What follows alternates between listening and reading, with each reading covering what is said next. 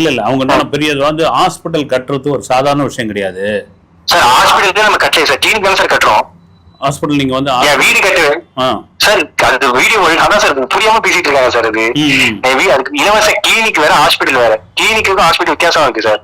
நான் வந்து என் சொந்த இடத்துல வீடு வாங்கணும்னு சொல்லிட்டு எங்க நானும் 2017 இருந்து காசு சேர்த்து வீட்டுக்கு பக்கத்துல ஒரு இடம் வாங்கணும். கால் கிரவுண்ட் இடம் வாங்கினேன். வீடு 50 கால் கிரவுண்ட் இடம் வாங்கினேன். எனக்கு என்னன்னா நிறைய பேர் நம்ம என்ன சொல்றதுன்னா குளத்து வேலைக்கு போறாங்க எல்லாருமே கடன் வாங்குறதுக்கு காரணம்னா இந்த பேசிக் மெடிசின்ஸ் இல்லாத காரணத்தாலதான். நம்ம நார்மலான ஒரு ஹாஸ்பிட்டலுக்கு போனா கவர்மெண்ட் ஹாஸ்பிட்டல் போனாலே நிறைய பேருக்கு வந்து இன்ஜெக்ஷன் போட்டு பீரியடா வீங்கி இருக்கும் சொல்லி எனக்கு நிறைய பேர் கடன் இருக்குன்னு சொல்லி கேட்டு வந்தாங்க. ஒரு பிரைவேட் ஹாஸ்பிட்டல் போனா ஒரு நாளைக்கு எப்படி பார்த்தாலும் எப்படி இருக்கிறது அதுன்னு சொல்லிட்டு 1200 வருது. ஒரு கிளினிக் நான் சொல்ல நார்மல் கிளினிக் 1200 வருது. ஒருத்தர் குளத்து வேலைக்கு போறவங்க சம்பளம் வந்து 850 ரூபா. அது நம்ம சாப்பாடுக்கு எல்லாமே இருக்கு. இப்ப இப்படிதான் ஒருத்தர் கடனாளி ஆகிறாங்க அப்படின்னு சொல்லிட்டு சரியா நம்ம ஏரியாவில் ஒரு கிளினிக் வைக்க கூடாதுன்னு சொல்லிட்டு டாக்டர் வந்து மாசம் 30,000 ரூபாய் டாக்டருக்கு. ஒரு 2 பெட்டு மிஞ்சி போனா 3000 ரூபாய் 4000 ரூபாய் 5000 ரூபாய் வரும். 5000 ரூபாய் வரும்.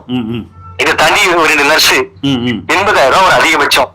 நான் ஒரு ஈவெண்ட் போனா அந்த காசு வாங்கி நான் பண்ணிடுவேன். இப்படி பண்ணப்பட்டதுதான் இதுவே தவிர்த்து ஹாஸ்பிட்டல் யாருமே இதை சொல்லவே இல்லையே சார்.